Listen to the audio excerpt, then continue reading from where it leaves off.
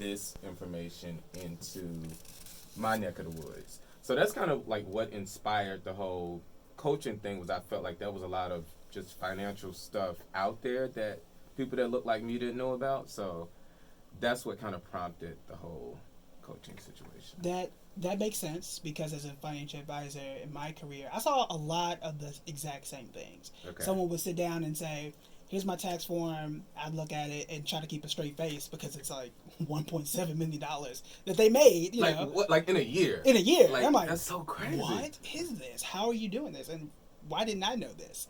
And once you start to see enough clients like this is simple. This is relatively this doable. Is doable. Yeah, it's doable if yes. you have the right connections, if you have the Absolutely. right things around you, and that's how I came into BuildingBread the way that it is.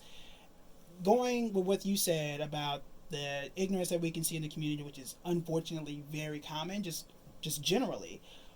What are some common mistakes that you see, and how can people kind of rectify those? That's a really good question. I think that the most common thing that I see, and I actually talked to even some of my personal friends about this, is that people do not pay themselves. I realized that like when they pay like Con Edison or like my hometown, they pay Alabama Power and they pay their rent.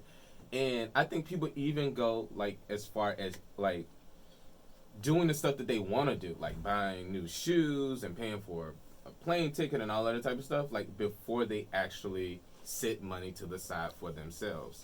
You know what I mean? So that's I think probably is the most common thing, is that people don't have an actual structured savings plan. You know what I mean? And one that they can actually stick to. Right. I would agree. I think the biggest